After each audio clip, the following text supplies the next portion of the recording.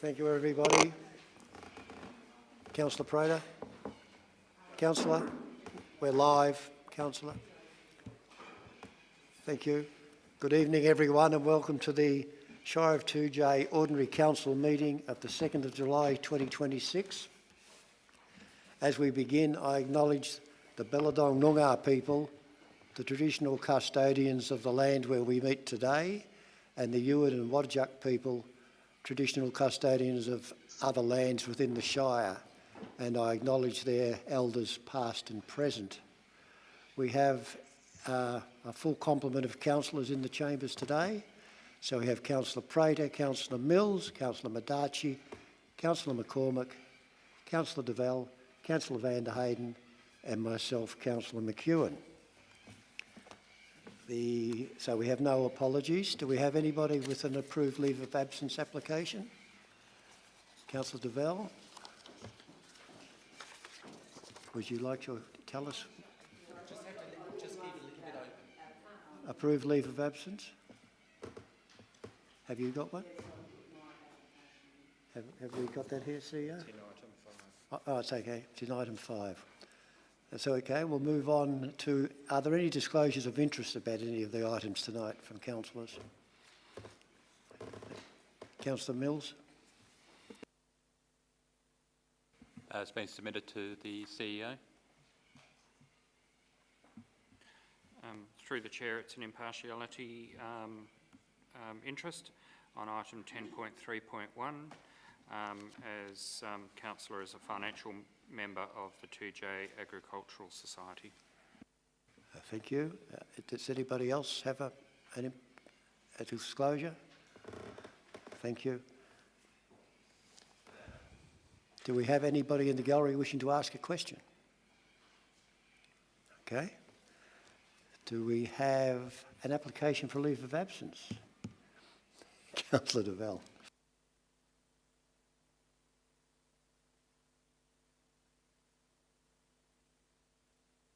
For leave of absence from the 30th of July to the 4th of September of this year inclusive. So I'll move that that be accepted. Do we have a seconder for that? Councillor Mills, are there any objections? Declare that carried.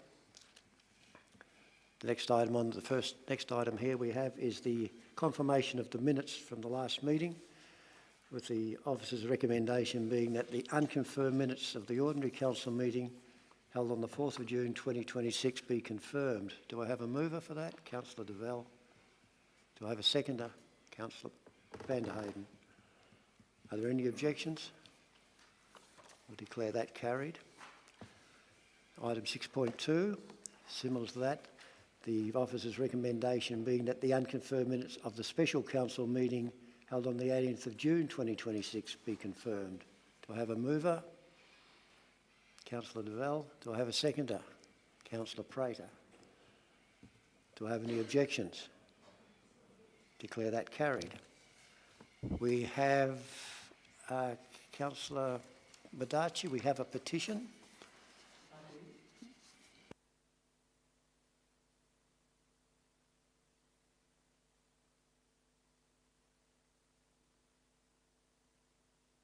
Other special council meeting. Thanks, Councillor. So item 6.3, we'll deal with that first. The officer's recommendation being that the unconfirmed minutes of the special council meeting held on the 25th of June 2026 be confirmed. Do I have a mover? Councillor Devell, seconded Councillor Prater. Do I have any objections to that? Councillor Mills. Yes, it has as an apology, Councillor Madachi as an apology, but she was here, and in the minutes it's noted that she was present because she made a vote.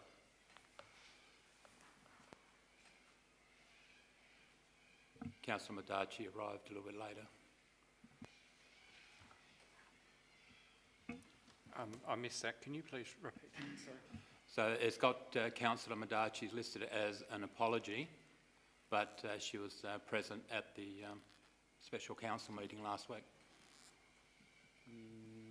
No. In the resolution, she's down as a vote. No. You weren't here for it, right, Councillor? No. Counted after the meeting. So do the minutes reflect what happened?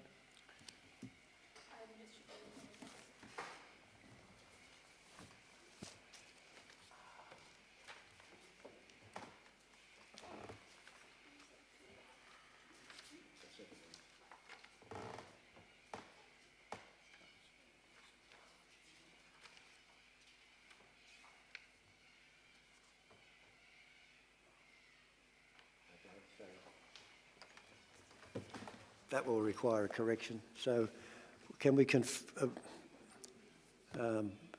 slightly change the officer's recommendation or add to it? Would you like to tell us what you're going to do, CEO?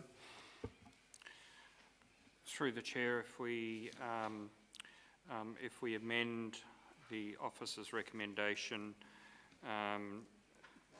with a sentence after that saying subject to the removal of Councillor Mazzini's name from voting for that motion. Are you happy with that, Councillor Devell? Councillor Prater? Councillor Mills? Okay, with that, I'll now move that the unconfirmed minutes of the special council meeting held on the 25th of June 2026 be confirmed, subject to the removal of Councillor Madachi's name in the list of people voting for the resolution. Do I have any objections? It was Councillor Devell moved it, yeah, and Councillor Prater seconded it. Are we okay now? Okay. Any objections? I'll declare that carried. Back to you, Councillor Madachi.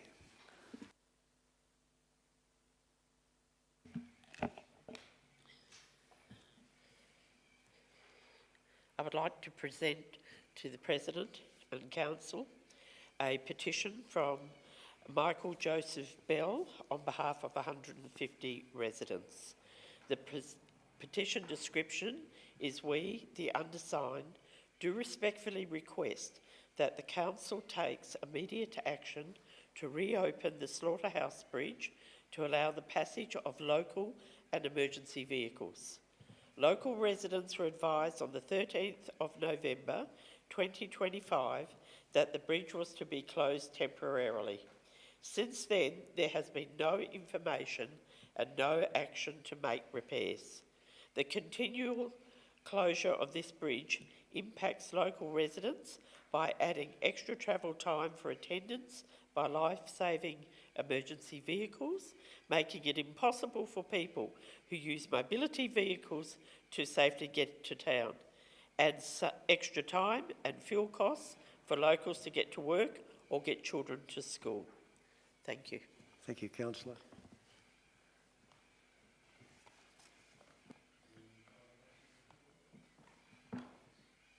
So, would you like to move a motion that Council receive that petition, Councillor Madachi?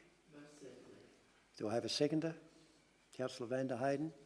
Do I have any objections to receiving the petition? I'll declare that accepted and carried. Thank you, Councillor.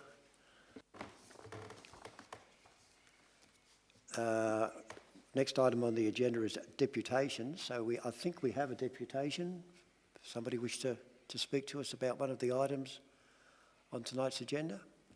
Yeah. It's submission, is it? Okay, so it's not a deputation, so it's a... We have no... Well, bear with me again. So we have no deputations, we have no presentations, a submission.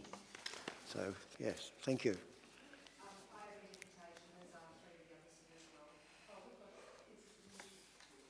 Oh, hang on then. So is there a Sorry, have you got a deputation or a submission? I'm going to be doing a deputation.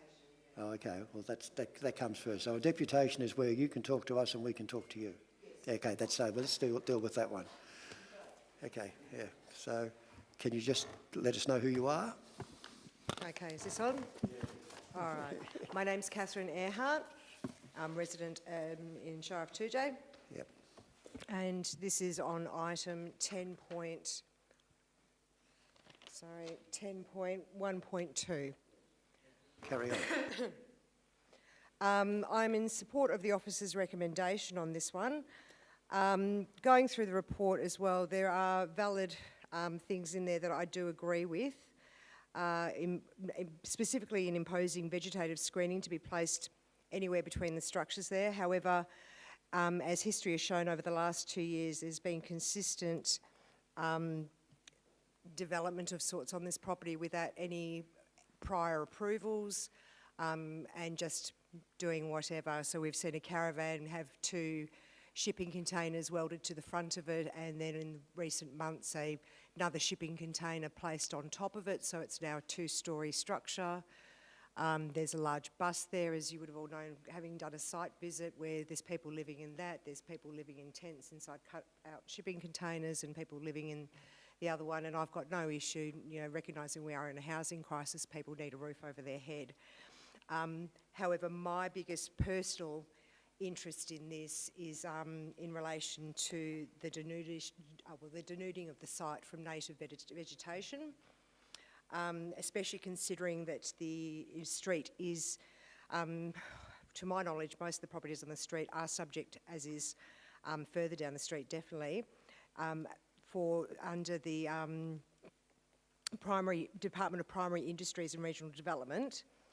The definition of the interest on that street is the clearing provisions of the Environmental Protection Act 1986 require the clearing of native vegetation to be authorised by a clearing permit unless the clearing is subject to an exemption, and that's the ID is for remnant vegetation, ID number 361911. We've seen the property lose approximately 75%, just as an observer's estimate, of the vegetation that was there. We've witnessed burning under power lines to remove stuff on the verge, and in recent weeks trucking in of gravel to make like a gravel embankment, further reducing any vegetation to the point where there is almost no vegetation on the verge. This is not also including the clearing of a extra driveway through that is within metres of the intersection with Stellingia, which is a concern of itself and in violation, my understanding, with main roads of nothing, no intersections coming through with another road there. I have been advised previously that it is not a driveway, it is an approach to a fire break. However, there are driveway gates installed there, and there is a rather nice large sign that is erected on council property saying keep out private property, so that's your first entrance to the street.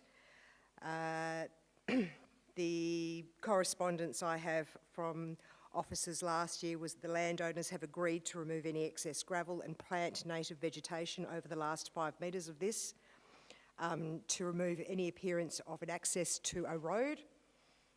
What has actually occurred is the addition of the driveway gates, the large sign, and more gravel, various things like that. So I suppose that from my personal perspective, I don't care what people do on their own private property. I am a very, very pro private property rights. However, I think that there needs to come some action and consequence to the removal of vegetation, because that is a significant thing in that area.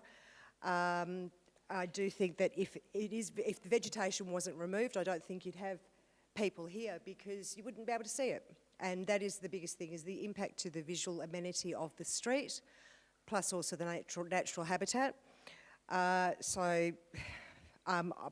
would like, well, we would respectfully like to request an addition to the officer's recommendation that the council-owned land that has been denuded be reinstated with native vegetation, and all of the excessive gravel that's been added in 2024, 25 and 26 to be removed from council land, and then native vegetation buffer is installed on the property along both the boundaries to both the roads to replace vegetation that has been removed and to provide screening of the property. We also respectfully request investigation of the property storing approximately 5,000 litres of diesel on there, being the only entrance into a no-through road. So I know that this doesn't come under the planning thing, but I would like that investigated, because as you'll be all aware of the devastating bushfires of 2009, and it is a no-through road, and while diesel isn't flammable, it is combustible, and if a fire comes through from that end, none of us are getting out alive. So, yeah, all in all, I support the officer's recommendation, but I would like that extra consideration for the agreement that was allegedly struck last year for them to remove and revegetate, that consequence for removing vegetation on council-owned property and also just doing screening in general to replace the vegetation that they've removed without an authorisation permit. Thank you. Okay. Councillor Mills, do you wish to ask a question? Or? Yes, thank you. In the opening statement, you said that the sea containers were stacked too high. Is that correct? Yes, yeah. The original structure that was that he brought in first off was a caravan. Fine, no worries about that, you know. And then 2 shipping containers were welded onto the front of that. So one's like a patio, the other one's like an anti-room bar or whatever going through into the caravan. And then in recent months, another shipping container was placed on top of those, so it's now a 2-storey structure. And that's like an open viewing platform, I suppose. It's only got like a half wall around it. It's over to one side, so from street perspective, yeah, it's once again, it's the lack of the approvals, but also the visual of the area. I mean, there's no shipping container homes on the street. My understanding with the bylaws of 2J is that you're only allowed 1 shipping container with approval, and I do realise that once you cut a hole in it, it's no longer classified as a shipping container, but loopholes, mate.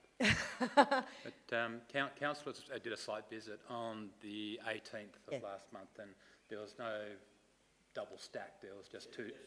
Was Yes, there? yeah. Oh, maybe I didn't notice it. Yeah, if you're standing Apologies, face on, apologies. it's on the back left-hand side. Okay, sorry. Councillor Prater? Yeah, I don't know whether I'm correct here or not, but just to point out to everyone and fully understand and appreciate what you've said, the agenda tonight is actually on a retrospective development of outbuildings. Yes, yeah, no, I do understand that. I did say. So we're sort of, that's basically, if I'm right, all we can deal with here tonight. Yeah, no, my understanding. But your point has been taken. And Yeah, no, I did Yeah. say that in there, that I Yeah. realise it's not Yeah. planning matters, but I have said it on record, Yep. so if the council wishes to investigate those other matters, Yeah. greatly appreciated. And just on the site visit, we went and we had a good look around, and yes, point taken. Councillor McCormick, did you wish to say something? No.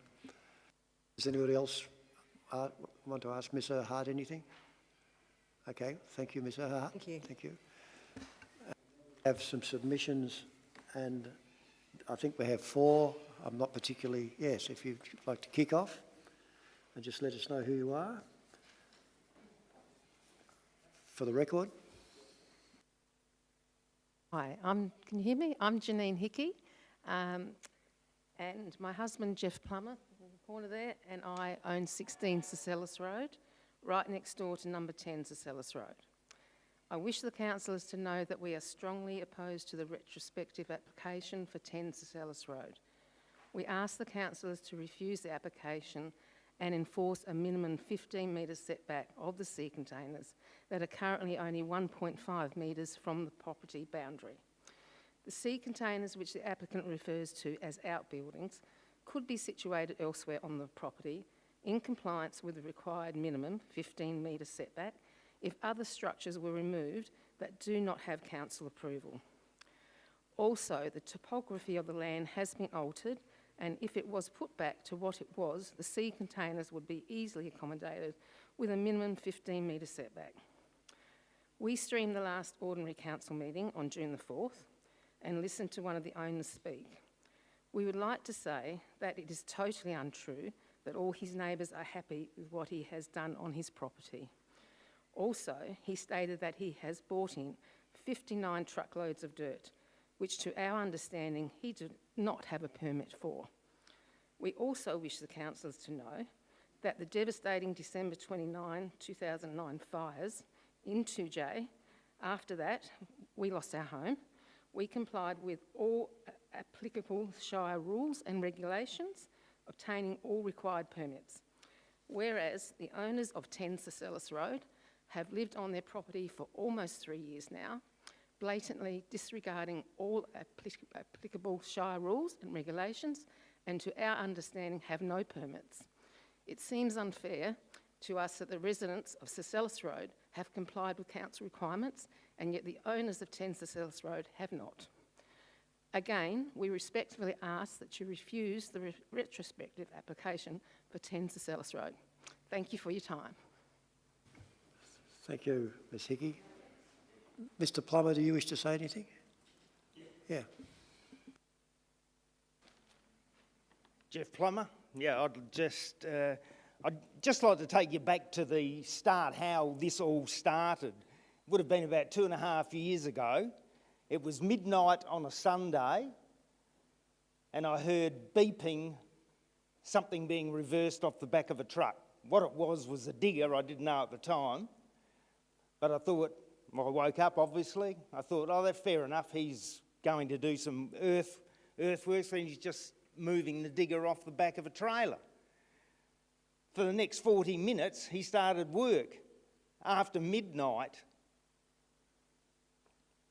that was it. Everything went quiet for about a week. I woke up around about 2:30. I think it was a Tuesday, 2:30 in the morning. I heard the digger working, clearing land at 2:30 in the morning. This went on for an hour. He had obviously taken the reversing beepers off because I couldn't hear that, but I could definitely hear the sound of the digger.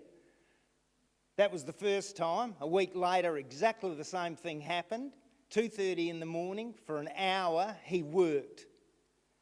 It was probably only 3 or 4 days later, exactly the same thing happened again, and then for a fourth time, it happened as well. That was 4 times at 2:30 in the morning that he was working, and he was obviously knocking down bush.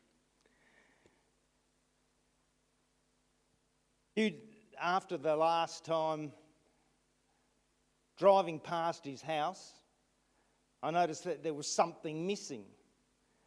It was a Western Australian Christmas tree that had been there as we bought the place in around about 2001.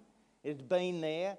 It had flowered every year in November for those 20 years. That had been knocked over and put into a heap. Subsequently, about a week later, all of a sudden, all the remnants of the bush that he had been collecting was burnt. I said to Janine that there's no way that I could think that he would have got permission to actually knock down a Christmas tree. So Janine came down to the Shire to check, and they said they would check it out. Whether he had a permit or not, I don't know, but I don't think so. And I'd just like to ask the councillors to refuse the application. Thank you. Yeah, thanks, Mr Plummer. So Mr Carey or Mr Officer? Yeah. Mr Carey? We have each other at a disadvantage here. I am deaf and I have a Scottish accent. So we'll try and get through what I've got to say. Whatever Jeff and Janine have said is correct. I'm number 9 against number 10. I've witnessed the devastation of the territory in front of me going down over the last couple of years. It's horrifying. It's terrible. I've witnessed it. I don't want it to go any further. End of story. Thanks, Mr Carey. Tim, Mr Officer. My name is Tim Officer. I'm a resident of 2J, ratepayer. I've lived on the street about 28 years. I don't want to waste your time. Other people have spoken eloquently about the problem. I would just like to recommend to the council that they reject the application and implement the planning officer's recommendation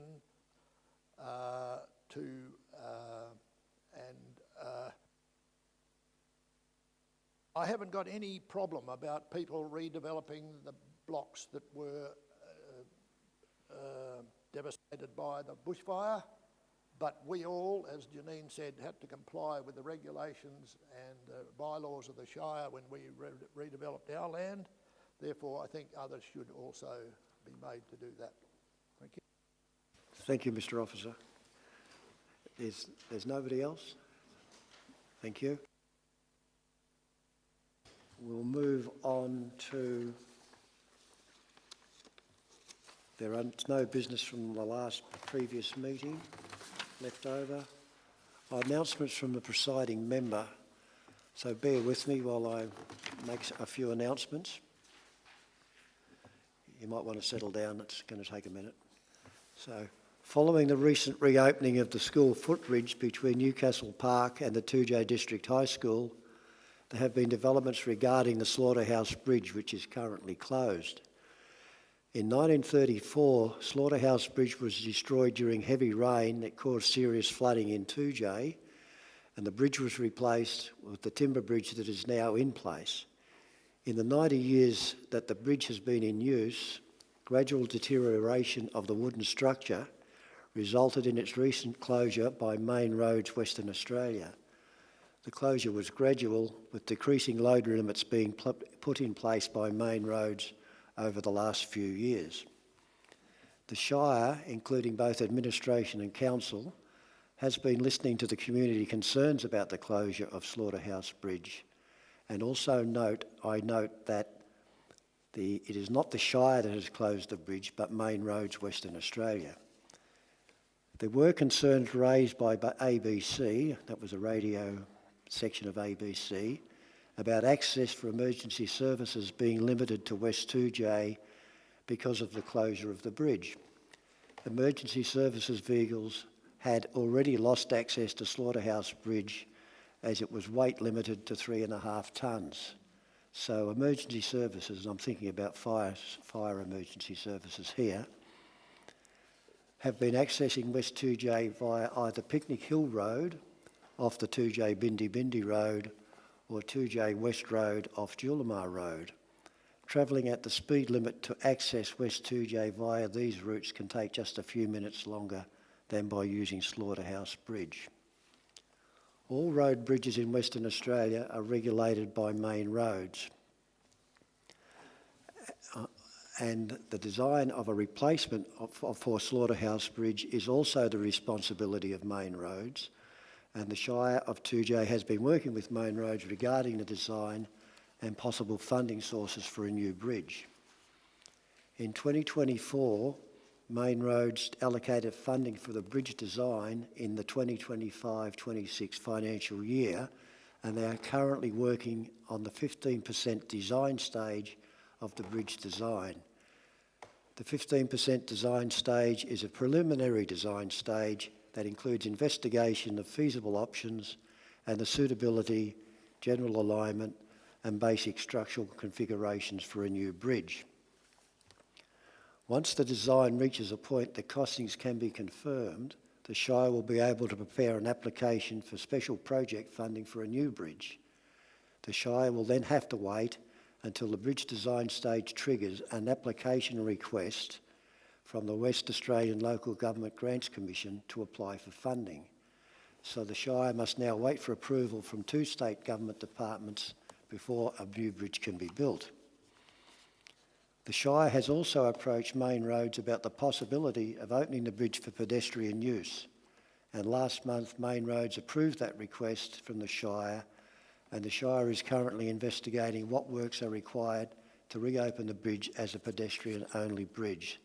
This will require installation of barriers to restrict traffic on the bridge to pedestrians only, and this work is expected to commence in July and to be completed by the end of July. Is that okay, CEO?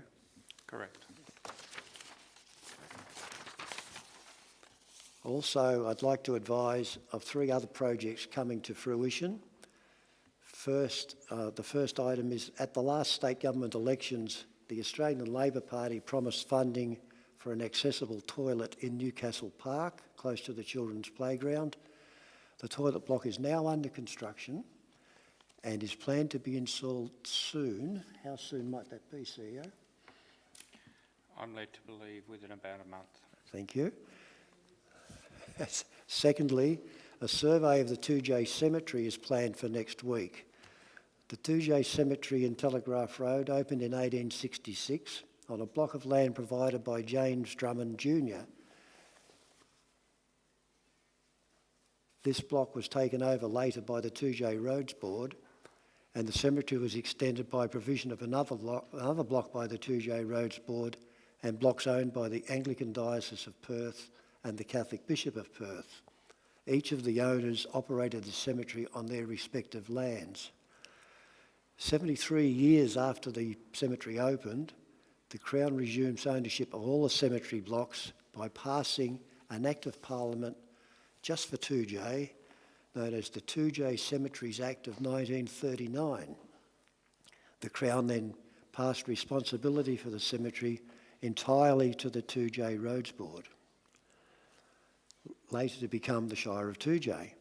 The previous owners did not pass on accurate records such as the precise locations of graves to the 2J Roads Board in 1939.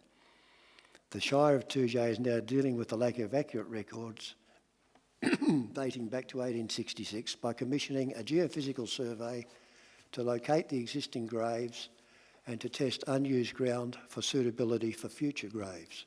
And this geophysical survey will begin next week. Monday. So if you see some activity at the cemetery, that's what's going on over the next week or so.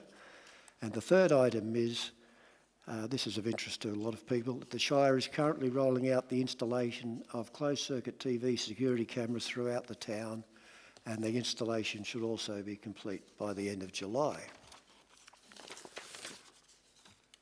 That's all I have to say. Thank you. Which brings us to this first substantive item, item 10.1.1, a proposed patio at 58 Fitzgerald Terrace, West 2J.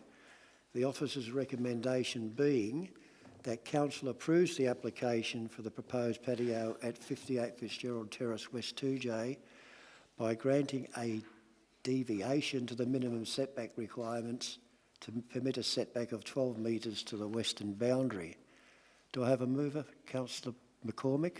Do I have a seconder? Councillor Badachi. Do I have any objections?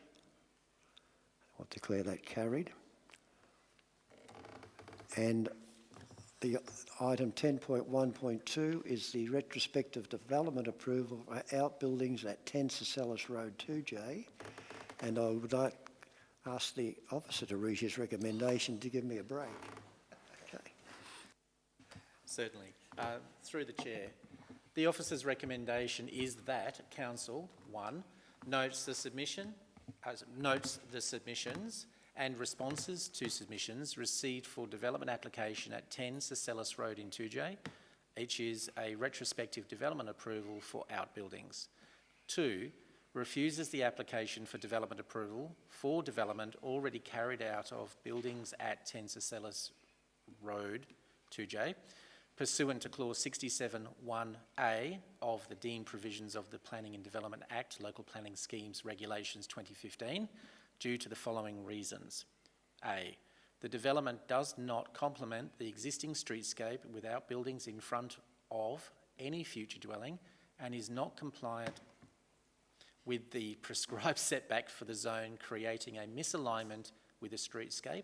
Further, it is made of materials not replicated along the street, thus changing the character of the road.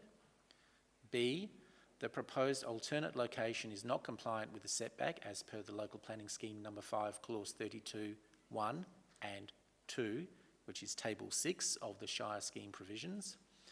C, there are valid planning objections raised by the neighbours that constitute grounds for denial of the setback concessions proposed.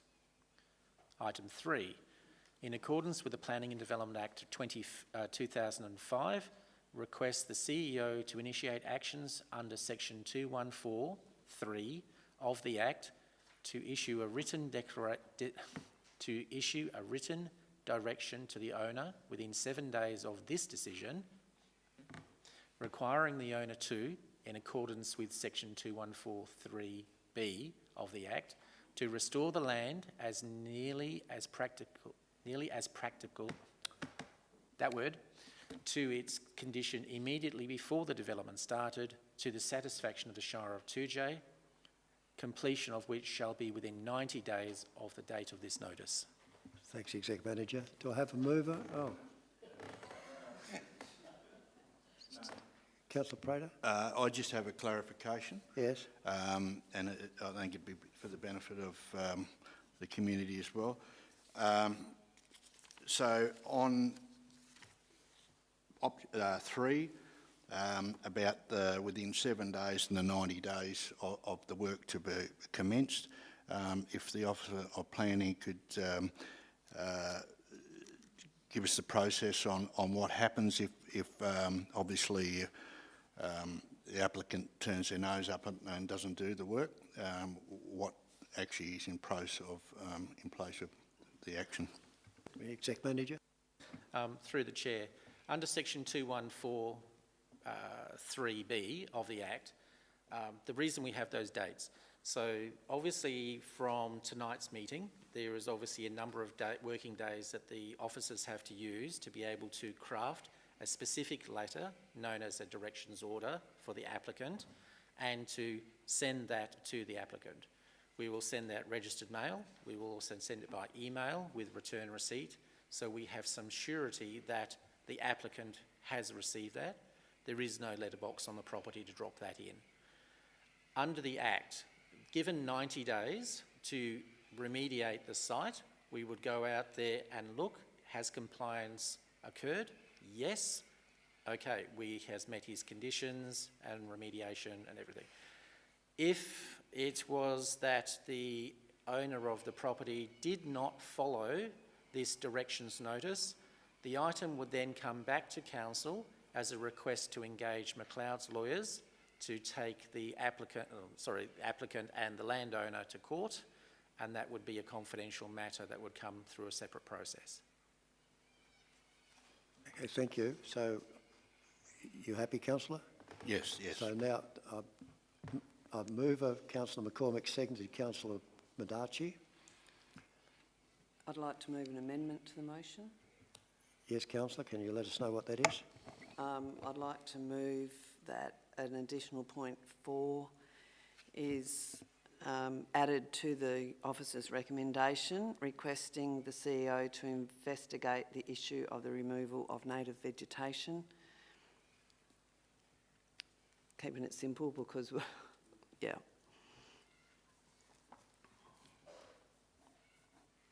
Unless there's better wording for that. But I'd... Read it for the minute taker. Oh, you want me to repeat that? Yeah. Request the CEO to investigate the issue of the removal of native vegetation. Or the clearing, perhaps. There's a better word. CEO, you got a comment to make? Yeah, just a clarification. So is that on the lot or on the verge? Actually on both. Yeah, and I didn't include the verge because I don't think we can do that with this. We can do it, given that this is about a private property, and the verge, I would have thought that investigating verge clearance would just be a different process. Through the Chair, it's just an investigation, so... Yeah. Okay. Yeah, Exec Manager, yes. Sure.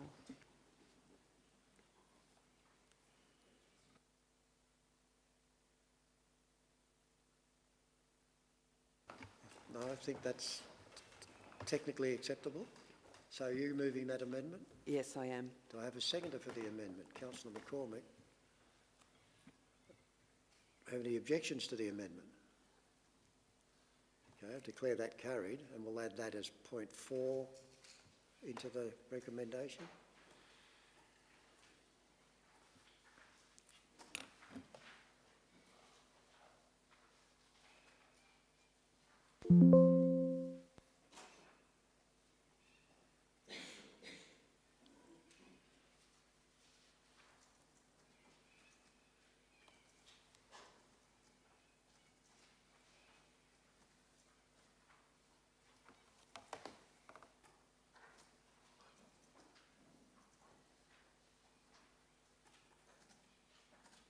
Yeah, just for the record, it was Councillor McCormick, I think, that seconded the amendment. Have you got that? Okay.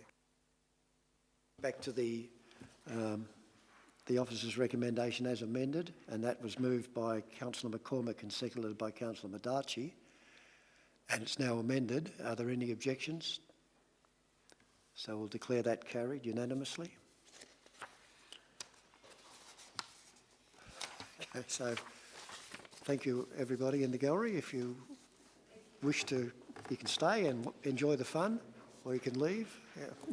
Okay, thank you.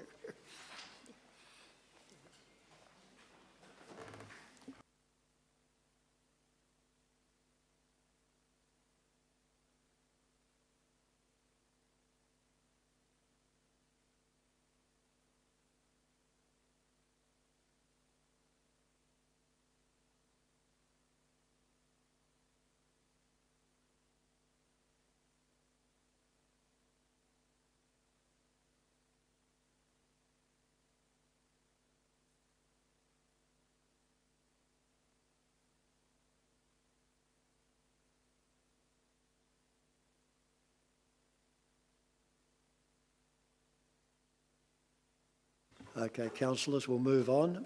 Item 10.2.1 is the list of payments for May 2026. The officer's recommendation being that council receives the list of accounts as presented and listed below for the month of May 2026. Municipal cheques are still appearing for $400. Electronic funds transfer payments of $562,649.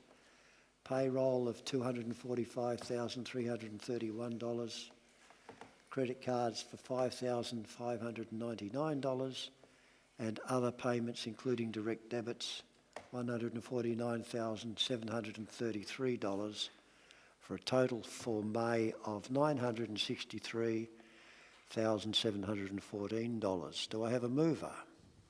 Councillor Mills, seconded. Councillor Duval. Do I have any objections? Thank you. Item 10.2.2, monthly financial statements for April. The recommendation being that council receives the monthly financial statements for April 2026, attachment 1. Do I have a mover? Councillor van der Heyden. Do I have a seconder? Councillor Prater. Councillor... Clarification. Yes, Councillor McCormick. In previous financial years, with these monthly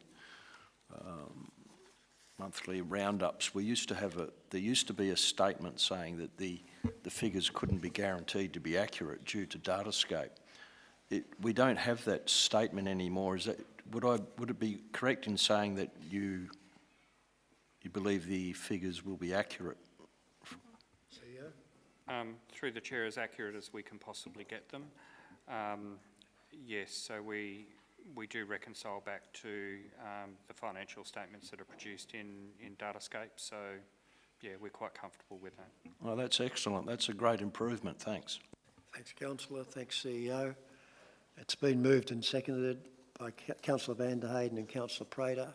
Councillor Mills, you have a clarification? Yes, thank you, Mr. President. Can I just see the heading up the top? It actually states April 2026. And the recommendation is saying we're receiving in the May. Thank you. Fix that for the minutes.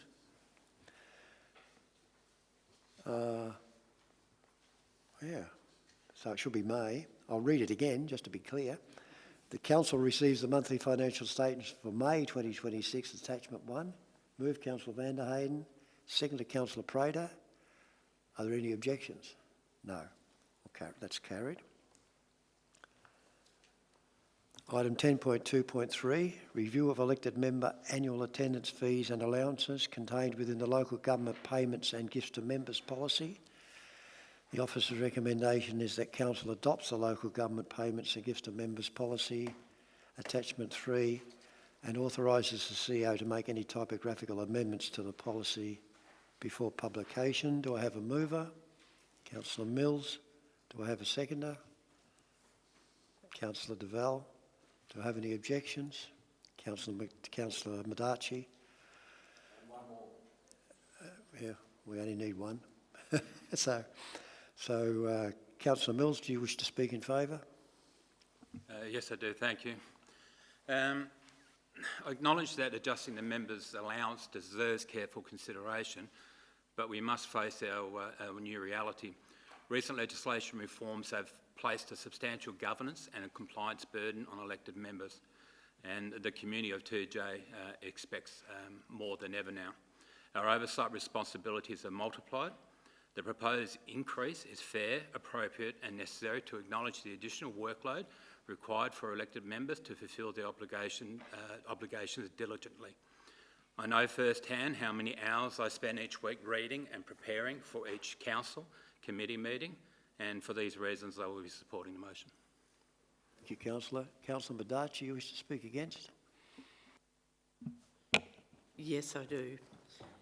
The reason is much of the argument that has actually been supported by Councillor Mills was already in place since the 2020 council, when there was substantial pressure put on that council through legislative changes and inquiries and compliance with that inquiry. And we subsequently increased the allowance to 85% at that time to address that issue. Since then, the changes to the roles that we play have not actually changed any further. I think at this point in time, we are in a position from the community and the state where there is considerable pressure on the ratepayers through a number of avenues. And as the leaders of the community, I think we need to set the pace to show that we recognise that pressure and that we came into this role to accept a reasonable burden, and that burden has been adjusted in the past. So no, I don't support any further increase at this point in time. Thank you, Councillor. Councillor Deval, do you wish to speak in favour? Yes, I will back up and agree with Councillor Mills' eloquent wording there. I think it's also, I'm very aware of what the community expects from us in terms of our duties, and I'm also very aware that they're very critical of things that we do as well. The other thing is, in regard to adjustments made in previous years, is that we now have a reduction in councillors. In previous years, there were 9 councillors. There's now 7, and which means that the workload is shared amongst less people. There's more of us on committees and things like that, and particularly with President, you know, with the expectations on the zone meetings as well. So while I do appreciate there may be some criticism from community, I also believe that the community actually don't fully appreciate the time that we all put in and the additional burdens. I would also say that with the latest reforms and changes to the Act, is that there is actually further burden on us as councillors and our responsibilities and duties under the Act. You wish to speak against Councillor van der Heyden? Yes. I absolutely, definitely agree with Councillor Mills and Councillor Deval in terms of the expectations being put on us. While I agree that with Councillor Madachi about the need to lead and be setting a standard for the community, and especially at this time when there is such a cost of living crisis and all that sort of stuff, I just don't think it's the right time to accept a pay rise at this point. But I do absolutely agree that the level of work is very high, and the understanding of the community of what we do is not there, and I think that comes from previous years of poor expectations of the council and what they did, and it's not about it kind of sets a weird expectation of what we actually do as councillors at the moment. And I know for myself that people are always surprised when they see me walking around with the amount of documents that I have to read and review. People just do not understand the amount of work that we have to do. So my objection is not about the pay rise, it's about the timing. Thanks, Councillor. Councillor McCormick, do you wish to speak for? It's for. Just a physical example of increased costs for myself taking a strong interest in our infrastructure issues throughout the Shire. I do a lot of kilometres to investigate problems or, issues that are raised. So since 2020, just the price of diesel has doubled. So that's within a time frame that impacts us greatly. If we go to site visits, and I take a particular interest myself, I'm doing quite a lot of Ks to investigate that. Well, this raising of our remuneration would be in line with what even some of our contractors to the Shire have applied for. Assistance in the increased cost of travelling around looking at issues. Thanks, Councillor. Does anybody else wish to speak against? Anybody else wish to speak for? Councillor Prater. Yes, I'd like to back up what Councillor McCormack said.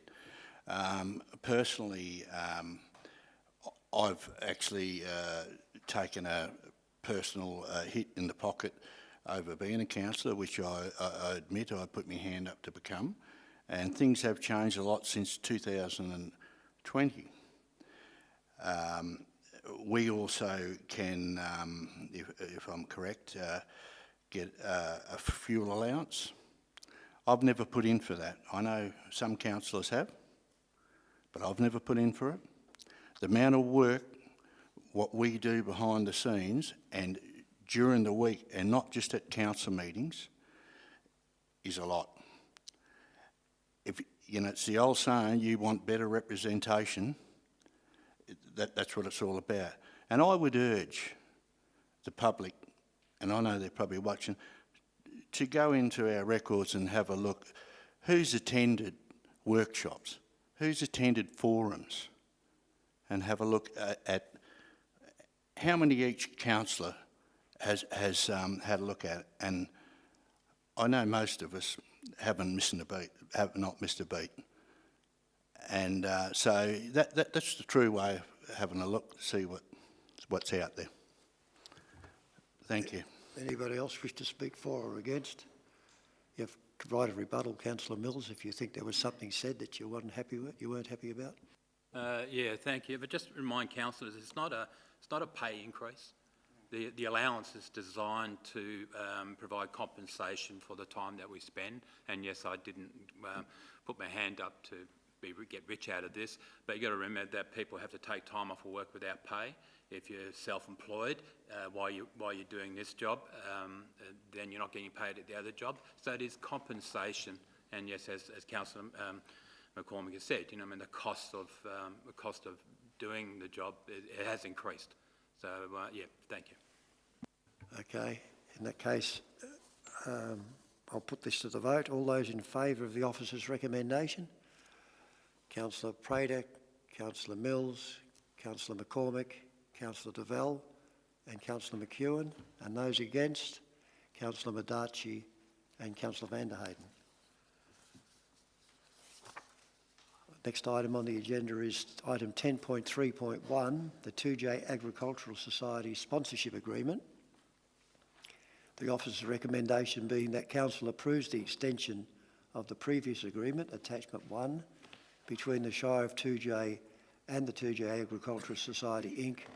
for delivery of the 2J Agricultural Show for 1 year, brackets 12 months, commencing from the 3rd of July 26 to the 6th of July 2027. Do I have a mover for that? Councillor Prater, do I have a seconder? Can I just ask a question on that? The dates on that, 3rd of July to the 6th of July. Well, clarification No, it's all on right. that? No? I've been working it through in my head. I'm all Got good. it? You're happy with the calendar now? Thank you. So,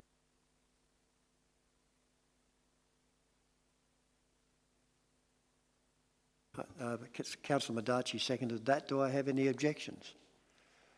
I'll declare that carried. Thank you. Item 10.3.2, 2J Events Planning Inc. Sponsorship Agreement. The officer's recommendation being that Council approves the payment of $15,000 to 2J Events Planning Inc. as the Shire's contribution towards the 2026 Moondyne Festival. Do I have a mover for that? Councillor Prater, seconded Councillor Duval. Do I have any objections? I declare that carried.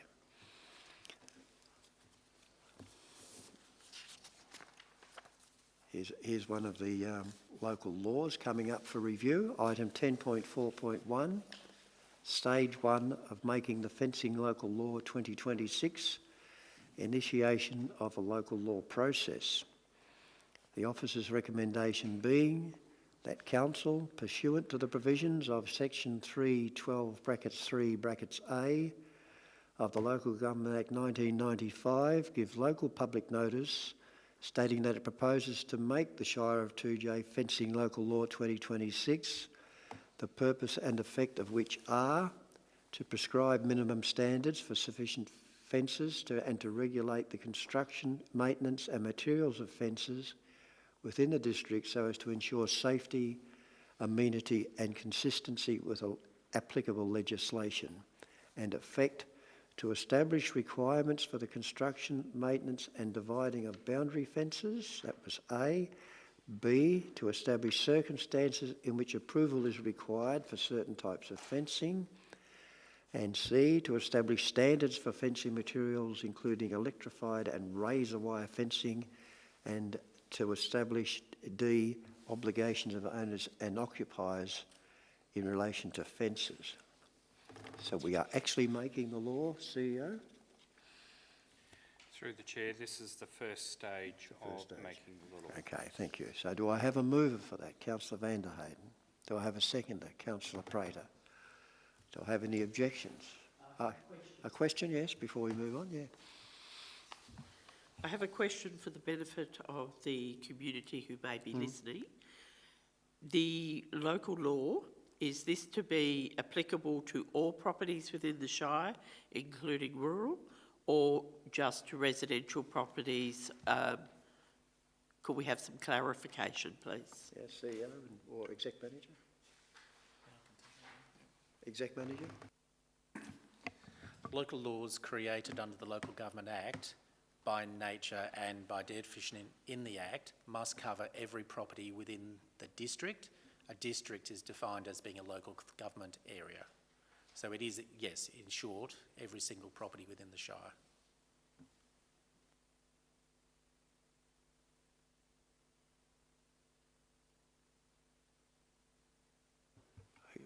You happy with that, Councillor? The end? Oh, you don't have to argue about it now. Thank you. That was the answer. I Yeah. just wanted an answer. Okay, so it's been moved by Councillor van der Heyden, seconded by Councillor Prater. We've had a clarification. Are there any objections? You objecting? Okay. Would Councillor van der Heyden, would you like to speak in favour? I think this is the first step, but I have nothing more to say. Okay. Councillor Madachi, you wish to speak against? I've very little to say on it, simply that I can see this could open up an enormous nest of worms and a huge cost impost within the community. And before we take this step, I would like to have some very sound discussion within the community about the implications of it. Do anybody else wish to speak in favour? Just some clarification on a nest of worms. That's a new one.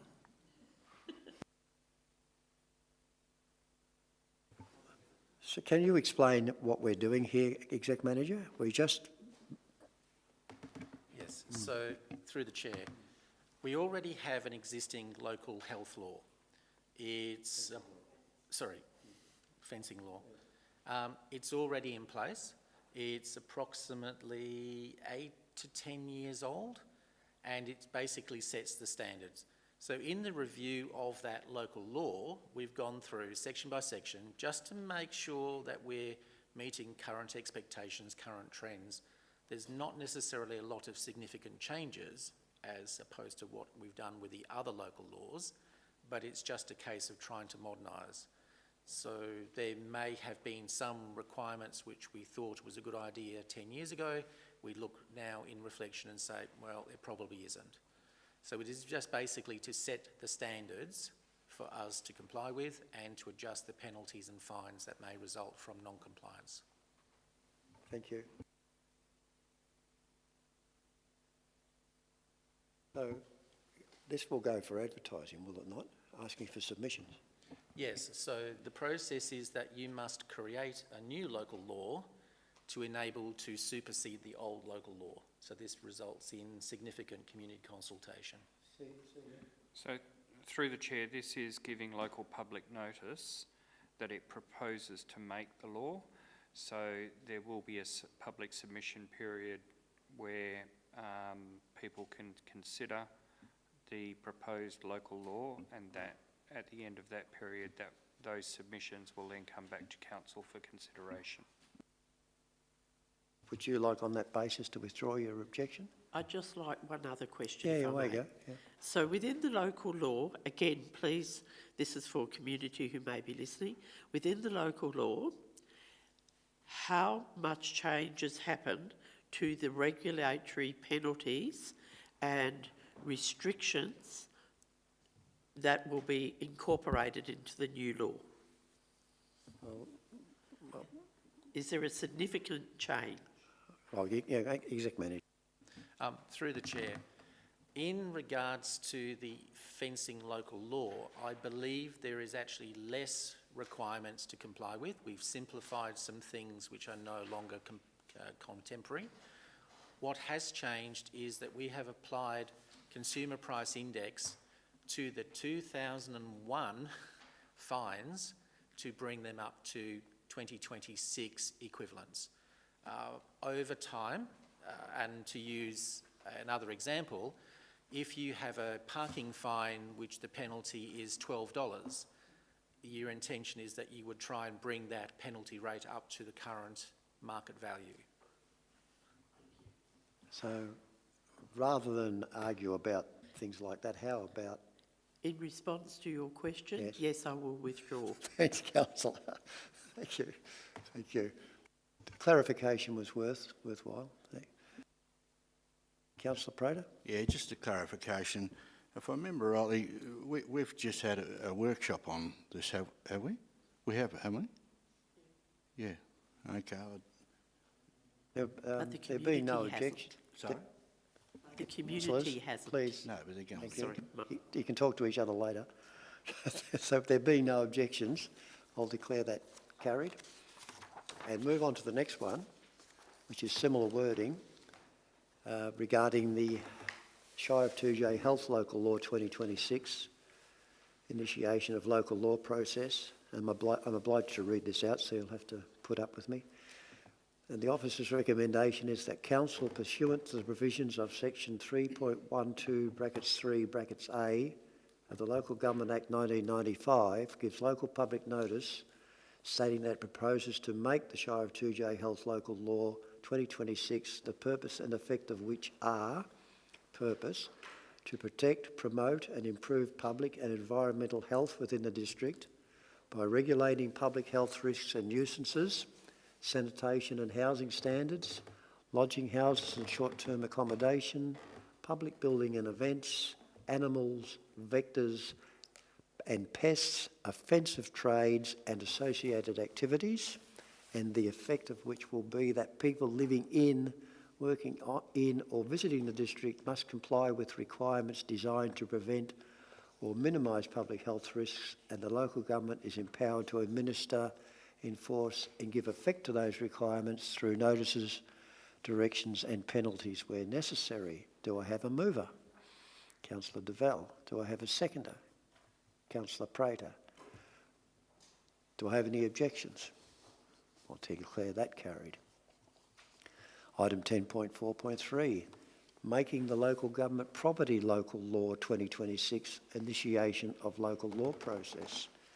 Officer's recommendation that council, pursuant to the provisions of section 3.12 (3) (a) of the Local Government Act 1995, gives local public notice stating that it proposes to make the Shire of 2J Local Government Property Local Law 2026, the purpose and effect of which are: purpose is to regulate the care, control and management of local government property within the district, in order to promote its safe, orderly and respectful use and enjoyment by the community, to protect local government property from damage, misuse and inappropriate activities, and provide for the efficient management and operation of local government property, including sale yards, and the effect of which is that persons using local government property within the Shire of 2J must do so in accordance with the provisions of the local law, any determinations made under it and any conditions imposed by the local government, so that the property is used consistently with the good governance of the district,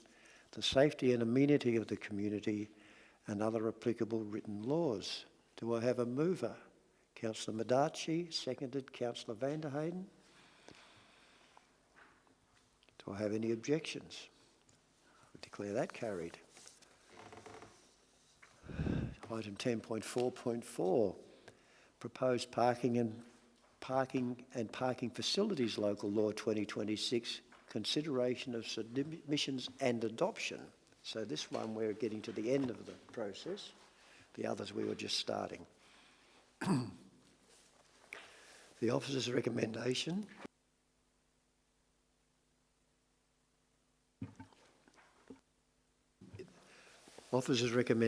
is that council notes the submissions made that were received during the public consultation period for the proposed parking and parking facilities local law 2026. 2, determines that the submissions have been duly considered, attachment 1. 3, notes that where appropriate minor drafting amendments have been made to the parking and parking facilities local law 2026 as presented, that do, attachment 2, that do not alter the intent or the effect of the local law, and in brackets, and are not significantly different from the proposed parking and parking facilities local law 2026 that was advertised, and 4, makes the parking and parking facilities local law 2026 pursuant to section 3.12 of the Local Government Act 1995 as attached, attachment 2, and 5, authorises the Chief Executive Officer to affix the common seal of the Shire to parking and parking facilities local law 2026. B, arrange the Chief Executive Officer to arrange publications of the local law in the Government Gazette in accordance with section 3.12 brackets 5 brackets A, and C, notify the Director General of the Department of Local Government, Industry, Regulation and Safety and any other relevant departments or ministers, I guess, in accordance with section 3.12 brackets 5 brackets B, and give public notice of the local law in accordance with section 3.12 bracket 6 of the Local Government Act 1995. Councillor van der Heyden has moved that. Do I have a seconder? Councillor de Val. Do I have any objections? No objection, that's 3 questions. Yes, where you go, Councillor. So I've got 2 questions to this. One, we refer to and determines that the submissions have been duly considered. May I have a little more clarity on what that actually means? Of those submissions that would be considered, what would I say? It's difficult to choose a word. Sensible, relevant. Have the appropriate changes been made or considered in that? So we've had public submissions. Have any of those that have been duly considered actually resulted in any alteration to the proposed document? I'm going to have to take that question on notice. Yeah, well, you can look it up here. Yes, but I'd have to also go through and look at the table of submissions, and that's going to take some time. I can't give that answer right at the moment. But have we not got the table of submissions here? It should be part of the attachments. Yeah. Yep. Yep. So what page number, Councillor van der Heyden? Oh, thanks, Sri. Yep. 400 and? Okay.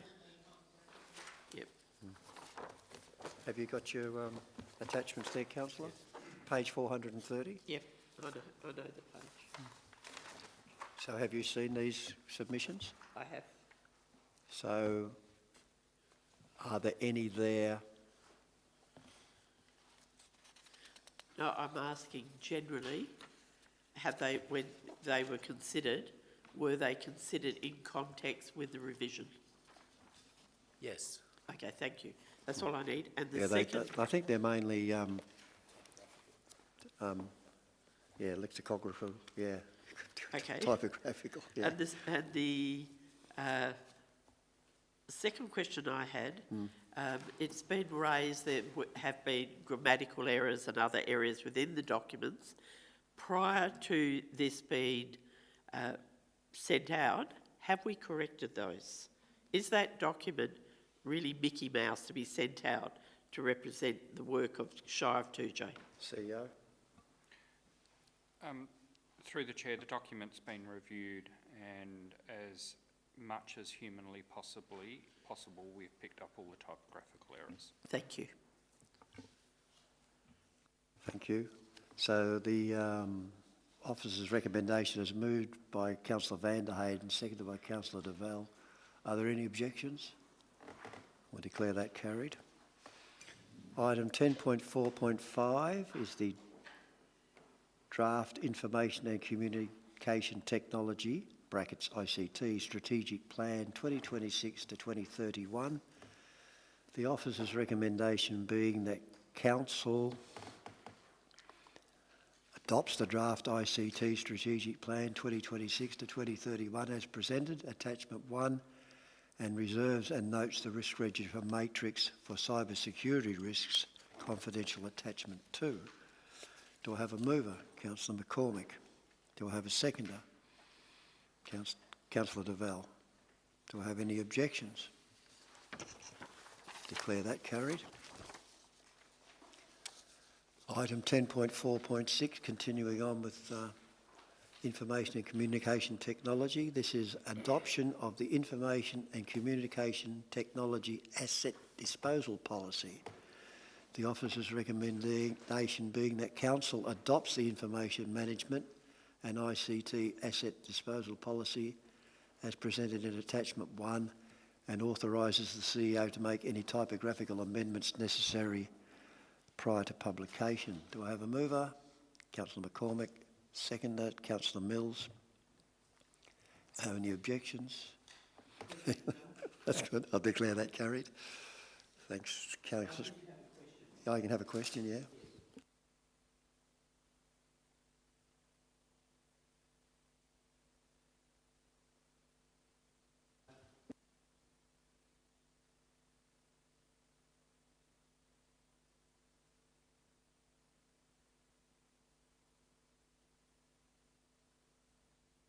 Well, So we're talking grammatically.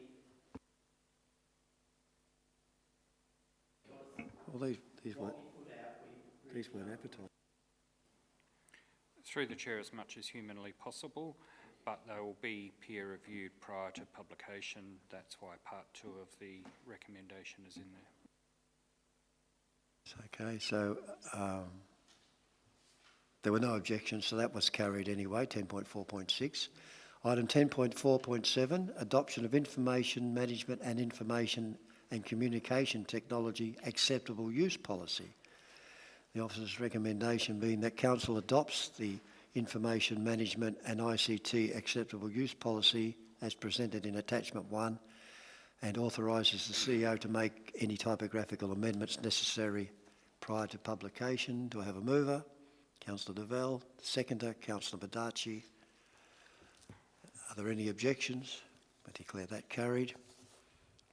I'll keep moving. Item 10.4.8, a new private management plan and adoption of new privacy policy and data breach response policy. The officer's recommendation being that Council, number 1, adopts the privacy policy Attachment 2, number 2, adopts the data breach response policy Attachment 3, and authorises the CEO to make any typographical amendments necessary prior to publication. Do I have a mover? Councillor de Vel. Do I have a seconder? Councillor Badaci. Do I have any objections? I declare that carried. Item 10, moving away from those sorts of things to the committee reports. 10.6.1, the report for the Infrastructure and Works Advisory Committee regarding membership, and the Infrastructure and Works Advisory Committee recommendation is being passed up to us that Council appoints the following persons as community members of the Infrastructure and Works Advisory Committee in accordance with section 5.10 of the Local Government Act 1995 and the committee's terms of reference: A, Mr Chris Summers, and B, Mr Sterling Thompson. And I think, Councillor DeVal, you may wish to make an amendment to this. So how about you move it with the amendment? Absolutely, I'll move it with an amendment. Oh, no, hang on, no, no, I'll do it the other way round, so just wait. Do I have a mover for the officer's recommendation? Councillor Prater, and a seconder? Councillor Mills? Councillor DeVal? Sorry? Yeah, you have a question, and then Councillor... Was these positions advertised? How were the positions, how did the applicants know to apply? No one had to apply. Under the terms of reference, it's a recommendation. Council wasn't. Council is to invite people to do it. But DeVal, we've got to move it a second. Do you wish to make an amendment? I'd like to move an amendment. It's just to ensure accuracy within the officer's report, because it's critical in terms of the terms of reference of the committee. So the amendment is to add an additional point that Council notes the incorrect statement in the officer's report that invitations were issued on behalf of the CEO, which should read the invitations were issued on behalf of the Council. So you're moving that amendment? Yep, thank you. Is that appropriate, CEO? Through the Chair, it corrects the record. Do I have a seconder for the amendment? Councillor Mills? Do you have any objections to the amendment? A question. Yes, Councillor. Do we have a document that captures the resignation of Councillor van der Heyden and my position coming onto the committee? We don't need that. Okay. Councillor Madachi? I have one question with regard to this. I don't actually think the amendment should be part of the Infrastructure and Works Committee recommendation, but should be noted. It nevertheless should be noted as a standalone. So perhaps we pass the recommendation and then we pass a notation, approve a notation. Yeah, Councillor DeVal's already moved the amendment. Do I have a seconder for the amendment? Councillor Mills. Do I have any objections to the amendment? Just the way it's done. So you have an objection to the amendment? So Councillor DeVal used to speak in favour. Yeah, the amendment corrects the record. Yeah, it does. But once Council, while there's the committee recommendation there, once Council moves this, it becomes a Council resolution. So therefore, I believe it's entirely appropriate to put this amendment in within the Council motion, which is what we're doing now. Yeah. Councillor Madachi, would you like to reiterate your objection? Look, it's not worth standing on an anthill. I'll just leave this. It's just procedural. I think it would look clearer. Okay, so you're removing your objection? Yes. Well, is there any other, so there's no objection to Councillor DeVal. Did you move that? Did I have a seconder? Councillor Mills, yeah. So there's no objection to Councillor DeVal's amendment, so we can change the recommendation that we're voting on.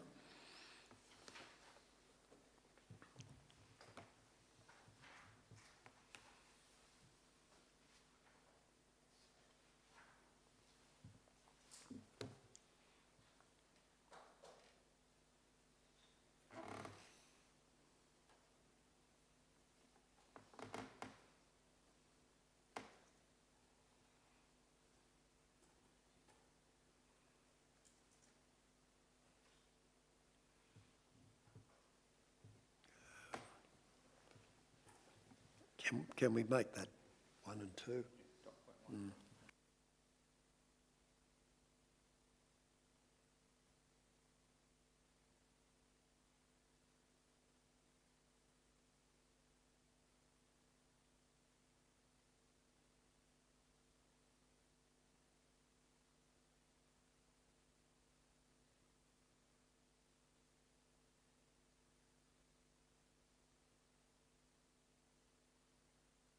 Sorry, we can move back to the what we're voting on. We're voting that Council appoints the following persons as community members of the Infrastructure and Works Advisory Committee in accordance with Section 5.10 of the Local Government Act 1995. And the committee's terms of reference: A, Mr Chris Summers, and B, Mr Sterling Thompson, and 2, notes the incorrect statement in the officer's report that invitations were issued on behalf of the Chief Executive Officer, which should read, invitations were issued on behalf of Council. Do I have any objections to that now? Councillor McCormick? No, I don't have any objections. So, do we have any other objections? No. So we've had a mover and a seconder, we've had an amended, declare that carried. Item 10.6.2, Audit, Risk and Improvement Committee recommendations, governance and assurance reporting. There are 3 of these, so you'll have to bear with me again. The first one of the first recommendation of the Audit and Risk and Improvement Committee is that Council notes that the grants register presented to ARIC contains incomplete information, including missing acquittal dates, missing outstanding grant amounts, and missing status updates for grants with past due dates, and that ARIC has identified this as a material financial and compliance risk, and 2, requests that the CEO undertake an immediate review of the Shire's grant management and reporting processes and provide Council within 3 months with a report outlining A, the current status of all outstanding grant acquittals, B, any overdue or at-risk grants, C, any financial exposure arising from the non-compliance, and D, the corrective actions being implemented to ensure complete and accurate grant reporting. I think the intention of that's fairly clear. Do I have a mover? Could I ask a question? You may. And it's probably relevant to all 3 of the committee recommendations. I understand since the ARIC meeting there was a workshop between ARIC and the CEO and Senior Finance Officer. Is there any additional information that would change or add context to these recommendations?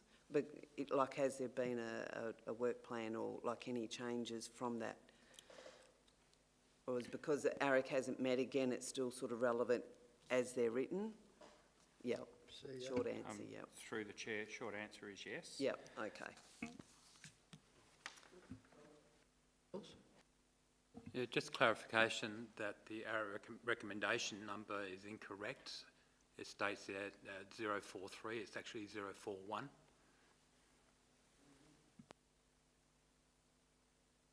Change that typo. Councillor Mazzacci?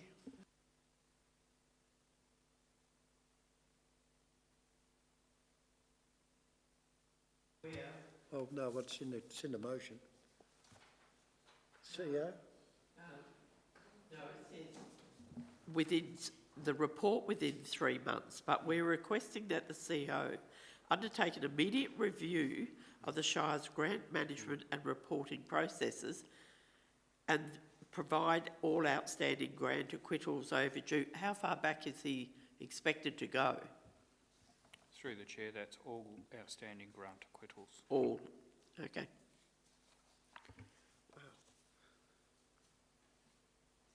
Did I have a mover? I had a mover, didn't I, Councillor Devell? Did I have a seconder? Councillor Mills? As councillors ready, I'm going to ask the question. Are there any objections? Thank you. I'll declare that carried.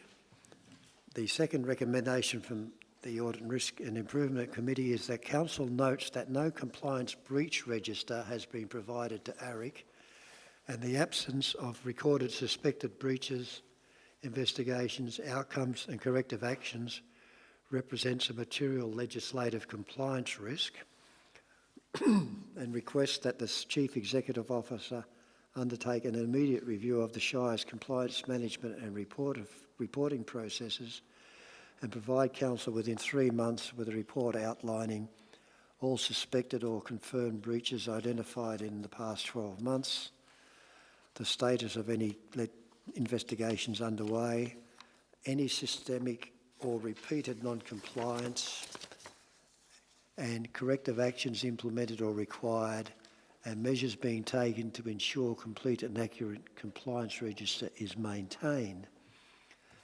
Do I have a mover? Councillor Badachi, seconded Councillor Mills. Are there any objections?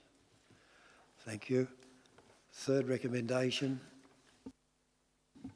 that Council notes that the Audit, Risk and Improvement Committee,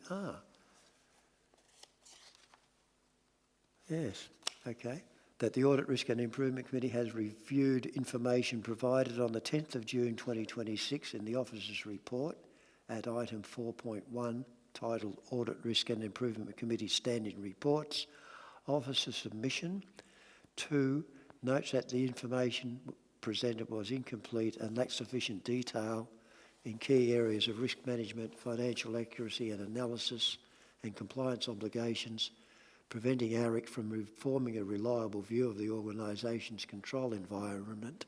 And 3, acknowledges that ARIC is unable to provide Council with assurance regarding the adequacy of the Shire's governance, risk management, financial and compliance environment based on the information provided.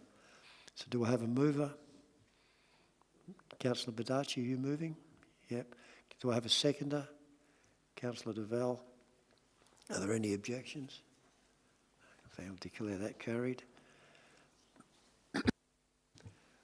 We have, moving on to motions from members of which previous notice has been given. We have a notice of motion regarding the road renaming at River Hills Estate from Councillor Deval. Given that it's your motion, Councillor, would you like to read it out and then move it? Yes, I'll move the following motion, that Council approves the extension of Murray Walkway to Gamelling Road, and 2, approves the renaming of the portion of Drummond Street, brackets from Murray Walkway to Rainer Loop, brackets to Durizzi Rise, subject to confirmation of correct historical spelling and approval by Landgate. Do I have a seconder? Councillor Prater. Do I have any objections or questions? No objections? We'll declare that carried. We have, moving through items, there are no notice of motion for consideration at the next meeting, no questions from members, no new business of an urgent nature, which brings us to confidential business. And the recommendation, let me see how I'm going to deal with this.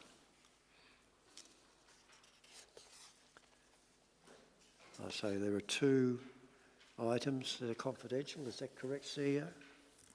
That's correct. Okay. So we're going to, we'll need a recommendation to close to the public, and the recommendation is that Council considers the confidential reports listed below in a meeting closed to the public in accordance with section 5.232 of the Local Government Act 1995, the first item being the Chief Executive Officer leave. This matter is considered to be confidential under section 5.23, brackets 2, brackets B, brackets 1, and 5.23, brackets 4, brackets B of the Local Government Act, and Council has satisfied the discussion of this matter in an open meeting would on balance be contrary to the public interest, as it deals with a matter relating to recruitment or employment of the CEO or senior employee, including the termination of employment and information relating to the personal affairs of an individual. And 15.2 is another item, clarification of implementation timing, operational efficiency measures number 2. This matter is considered to be confidential under section 5.23 brackets 3 brackets A and brackets 4 brackets B of the Local Government Act, and Council is satisfied that discussion of this matter in an open meeting would on balance be contrary to the public interest, as it deals with a matter required to be confidential under written law, excluding this Act and local laws, and information relating to the personal affairs of an individual. So do I have a mover for all that? Councillor Prater. Do I have a seconder? Councillor van der Heyden. Are there any objections? I'll declare that carried and ask the public, well, the public's already left.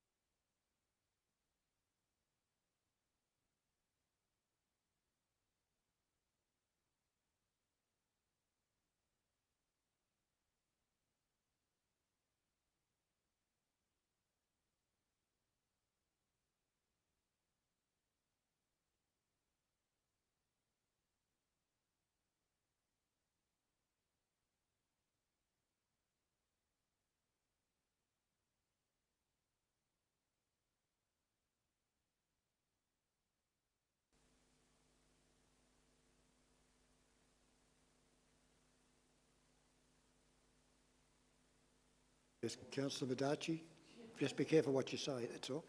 Just the second. That should be Badachi. Yeah. Yep, that's what I've got written here, yeah. Yep.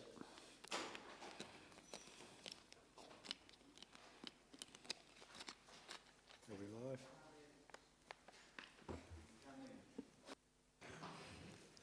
When you're ready, councillor. Resume your seat, councillor. We're back live, people. Council has moved from, reopened to the public at, well, it took 7:13 to get it done, to get the part done. While we were closed to the public, council passed 2 resolutions. The first one being regarding the Chief Executive Officer leave. The recommendation was that council endorses the recommendation detailed in the confidential report. That was moved by Councillor Devell, seconded Councillor Badachi, and passed unanimously. The second item was clarification of implementation timing operational efficiency measures, and the recommendation that was moved by Councillor Prater and seconded by Councillor Madachi was that council notes that resolution OCM 15/02/26 adopted at the ordinary council meeting in February 2026 did not specify an implementation date for the operational efficiency measures number 2. Council number 2 determines that the implementation of the operational efficiency measures number 2 is to be deferred, and that number 3, council determines that the Chief Executive Officer is to undertake a review and report back to council prior to implementation, with such a review to occur no earlier than Monday the 3rd of July 2028, and that 4, council notes that no implementation of the measures is to occur until further consideration by council following the CEO's report. As I said, Councillor Prater moved that, Councillor Madachi seconded, and it was passed unanimously. We also passed a recommendation to move from behind closed doors that was moved by myself and Councillor Devell, and that was also approved unanimously. Which brings us on to the item 16, which is dates for the coming meetings. There's an OCM on the 6th of August, the agenda briefing the week before, agenda forum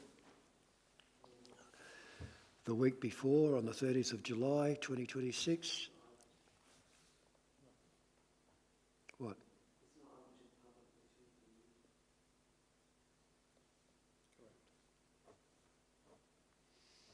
Take it out? Okay. That's all right. There's an order, forget the forum. It is the week before, but it's not open to the public. And it's not a meeting. The Audit and Risk and Improvement Committee, Audit, Risk and Improvement Committee meeting on the 9th of July. Is it that soon? Next week. And a Local Emergency Management Committee meeting on the 19th of July, is that correct, Councillor? Yep. Yeah, on the 19th of July. So that's... Are we happy with all that? Yep. And so that brings us to the closure of the meeting at 7:16 p.m.